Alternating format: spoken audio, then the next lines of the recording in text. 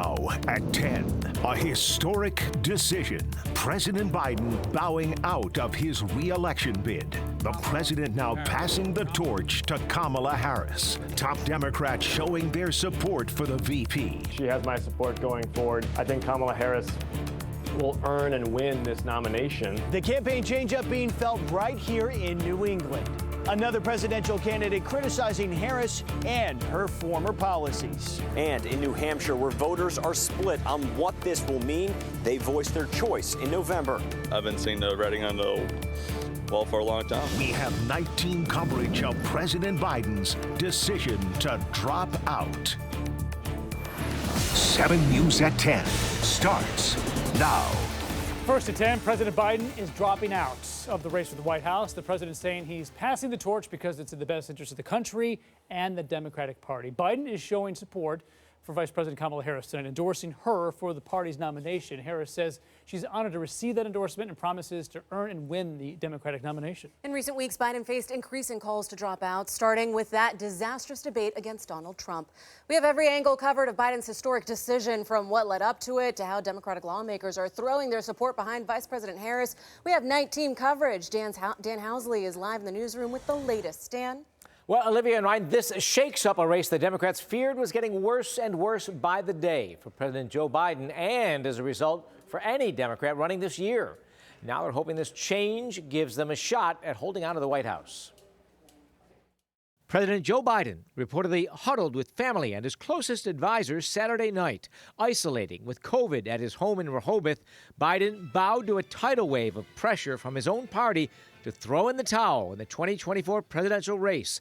Biden writing, "I believe it is in the best interests of my party and the country for me to stand down and to focus solely on fulfilling my duties as president for the remainder of my term."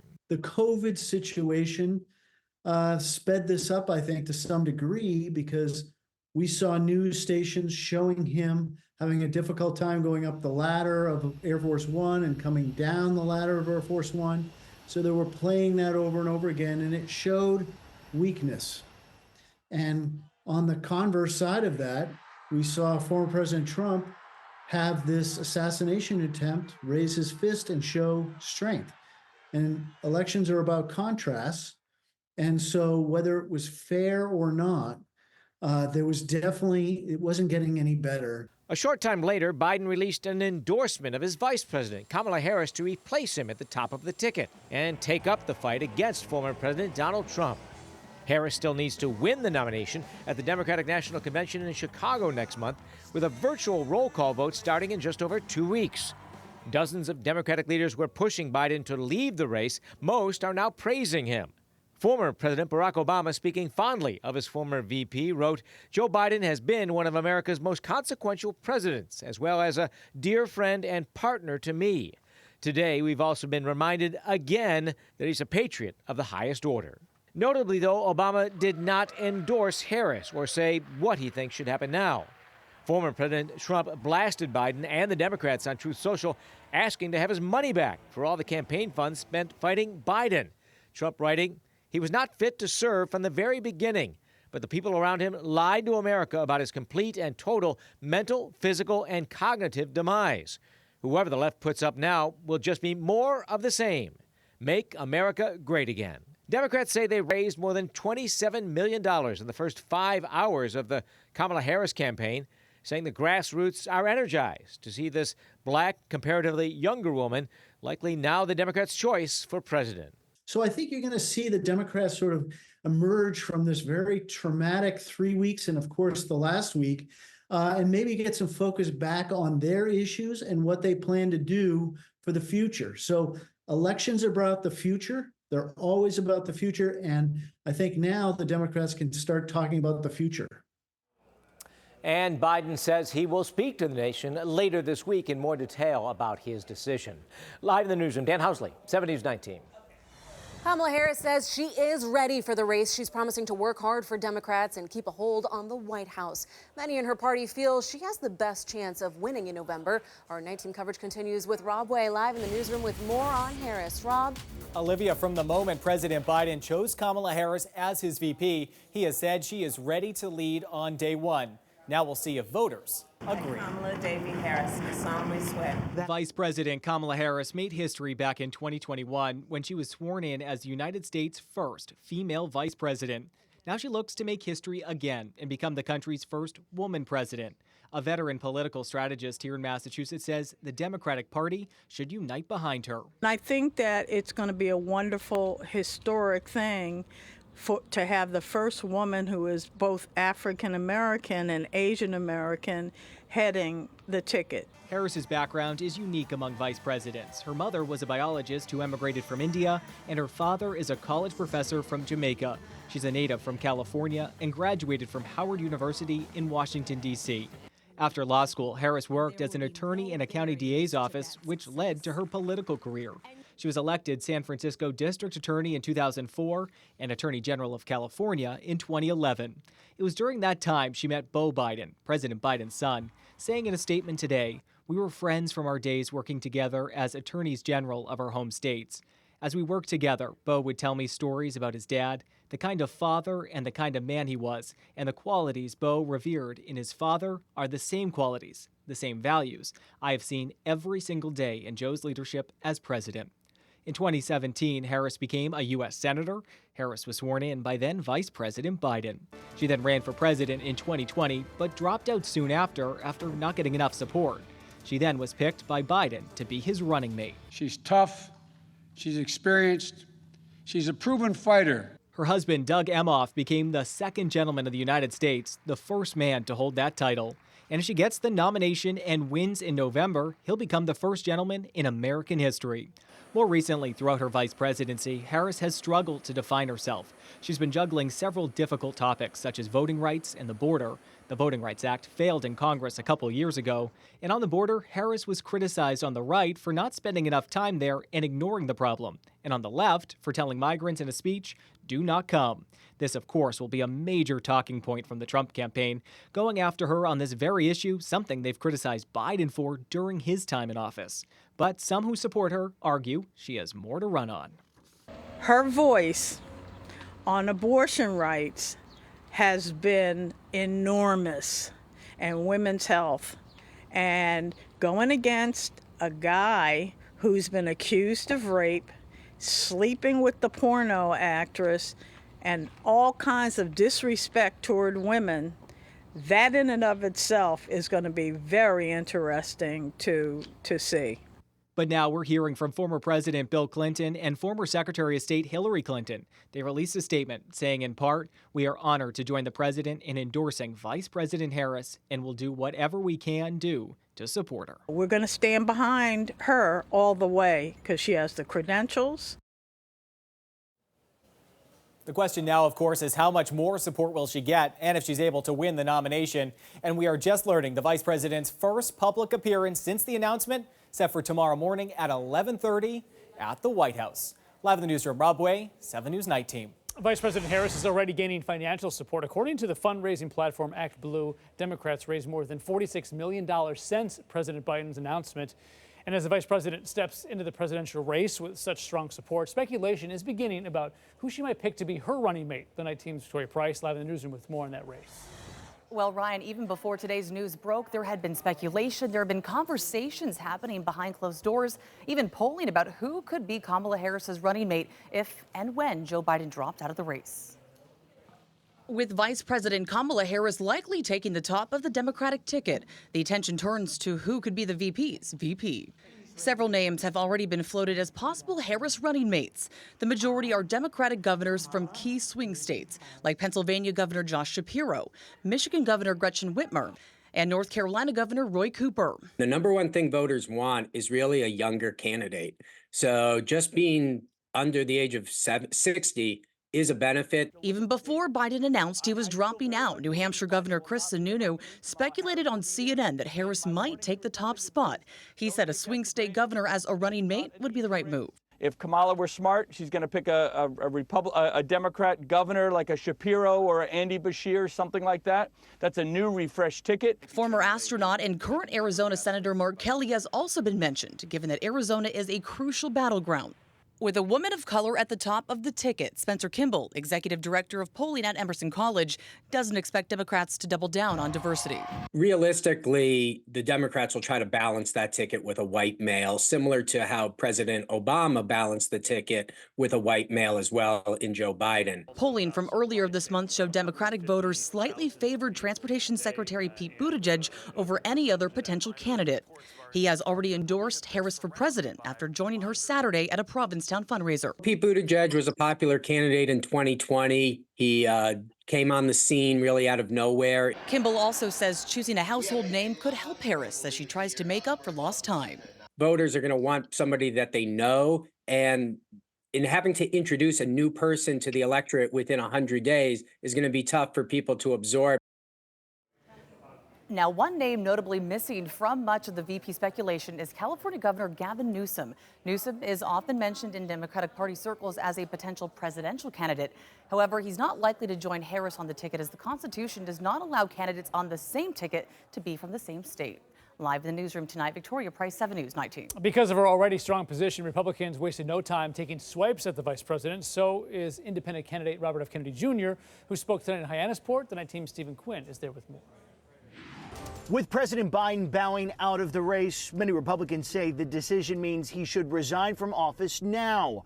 House Speaker Mike Johnson saying, quote, if Joe Biden is not fit to run for president, he is not fit to serve as president. He must resign the office immediately. Vice presidential nominee J.D. Vance not holding back, saying of Vice President Kamala Harris, quote, she lied for nearly 4 years about Biden's mental capacity, saddling the nation with a president who can't do the job. President Trump and I are ready to save America. Whoever's at the top of the Democratic ticket, bring it on. With her name now possibly topping the Democratic ticket, Republicans argue her record with the Biden administration is her weakness heading into the general election. More recently, really, she has been in charge of the border policy for the administration, and that really has been a mess from day one, and certainly impacting Massachusetts residents and communities. So we're certainly concerned about what that would represent. Independent presidential candidate Robert Kennedy Jr. speaking from the family's compound on the Cape. He broke publicly with the party, now calling on Democrats to open up the nomination process. I suspect they're going to do, which is to anoint Kamala Harris, a vice president who is monumentally unpopular within her own party. But they're doing it because it's the easiest way to hold on to the money, and she's the choice of the Democratic elites. And I think if they don't open up the process, that it really is going to discredit this political party, the party I grew up with. I caught up with Kennedy not long after a report came out that West Virginia Senator Joe Manchin was considering a possible run for the Democratic nomination. He said simply, the more the better. From the Kennedy compound in Hyannis, Stephen Quinn, 7 News 19. Senator Elizabeth Warren is one of many Democratic lawmakers throwing their support behind Kamala Harris tonight. I'm endorsing Vice President Kamala Harris because she's ready to step up, bring our party together, go toe-to-toe with Donald Trump, and win in November. She's hoping to help Harris build momentum ahead of next month's Democratic convention. 7 News spoke with several members of the Massachusetts congressional delegation about the president's decision. Here's the night team's Kim Lucy. Some members of the Massachusetts delegation have been outspoken from the start, while others have waited to see what President Biden would decide. Now that he is stepping aside, reaction is pouring in.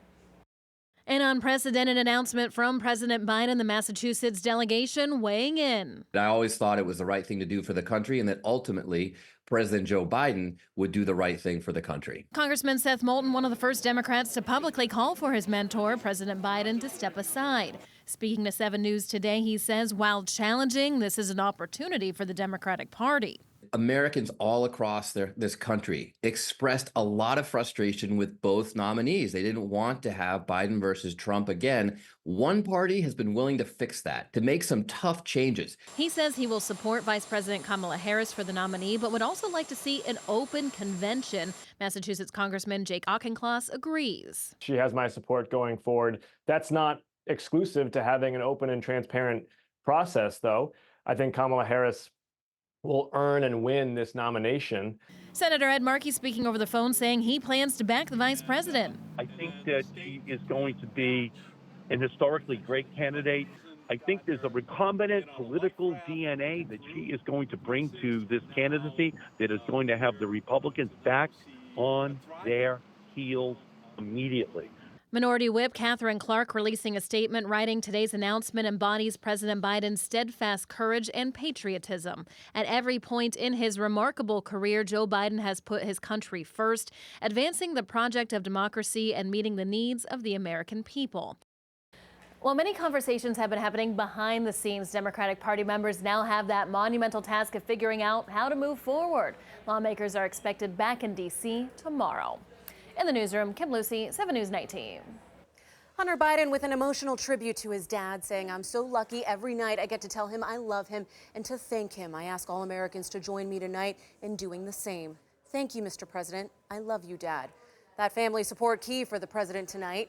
Brian Abel is in the nation's capital and joins us. Brian, what do we know about the timeline of the president's decision? Yeah, we know a person familiar with his schedule said that he spent most of Saturday while isolating at his beach house because of his COVID diagnosis, reflecting and deciding on whether there is a path forward for him as he began to come to a decision more so on Saturday night. And then he held calls with Vice President Harris and then other senior members of the administration and campaign on Sunday, telling them about his decision. Then he had another call with some other advisors at 1:45 in Sunday afternoon, and then just a minute later is when it became public. His staff actually get that he was ending his campaign.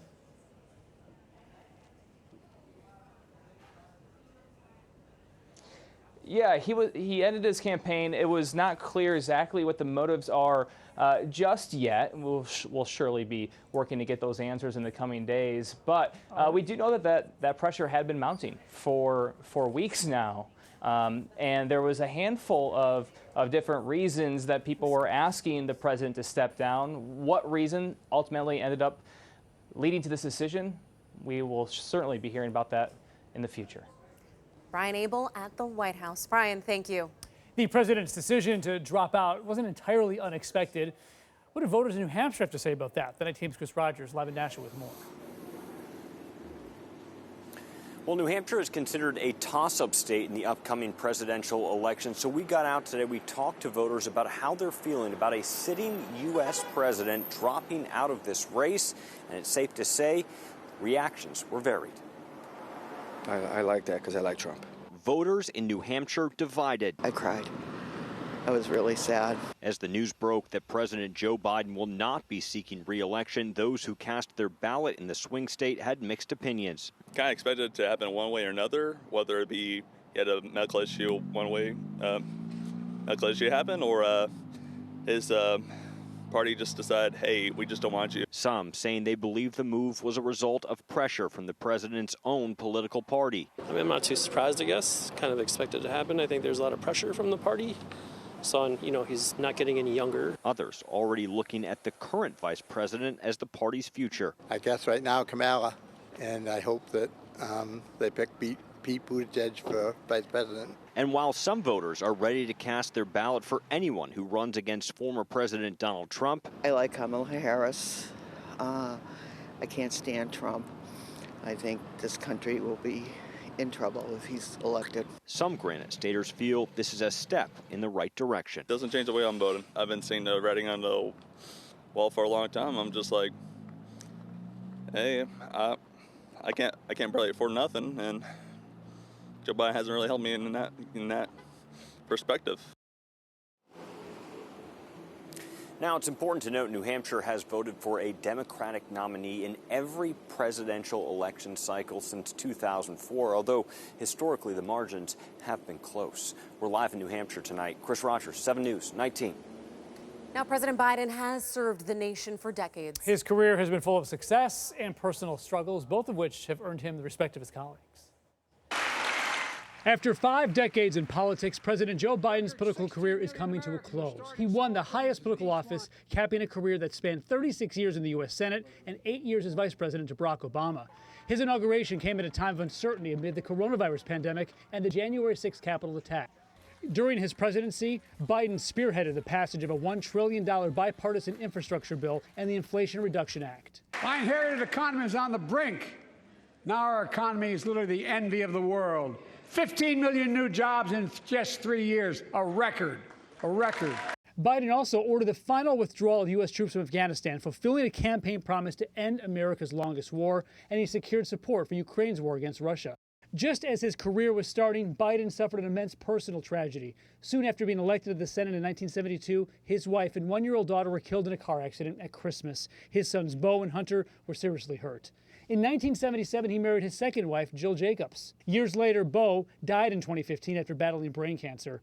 Biden's openness around grief became one of the defining traits of his political career. Before his inauguration in 2021, he honored his late son in Delaware. I only have one regret. He's not here, because we should be introducing him as president. Biden ran for president 3 times. In 1987, his first run quickly ended after he was forced to admit to committing plagiarism in law school. He also ran in 2008, but dropped out in January after finishing 5th in the Iowa caucuses. Obama chose Biden as his running mate, and they went on to win an historic victory. President Obama surprised Biden by honoring him with the Medal of Freedom before leaving office in 2017. Biden went on to win the 2020 race after more than 3 days of uncertainty. As election officials sorted through a surge of mail-in ballots because of the pandemic, he became the oldest president ever sworn in at 78. He was seen by some colleagues as a leader who tried to reach across the aisle during difficult times to find bipartisan solutions. His Democratic colleagues, reflecting on his career, including Senator Bernie Sanders, saying Joe Biden has served our country with honor and dignity. As the first president to ever walk on a picket line with striking workers, he has been the most pro-working class president in modern American history. Thank you, Mr. President, for all you've done. Secretary of Transportation Pete Buttigieg saying it was an honor to serve under his administration, adding, Joe Biden has earned his place among the best and most consequential presidents in American history. I am so proud to serve under his leadership and thankful for his unwavering focus on what is best for our country. And today, Biden also highlighted several achievements when announcing he won't seek re-election, including expanding health care for a record number of Americans and providing care to veterans exposed to toxic substances. And stay with the news station for continuing coverage of the president's decision to drop out. We'll have the latest on air, online, and on the 7 News app as well. And we're following other news still to come from the night team. AJ's tracking the weather. After a nice weekend, we'll have a nice start to the week, but then things will turn a little unsettled. We'll talk more about that in a few minutes. And then a fiery stop to a show here at Fenway. Concertgoers reacting to the flames that halted last night's performance. And a terrifying attack in a terminal. Police investigating why a stranger stabbed a woman at the Miami airport. It's all next on 7 News at 10.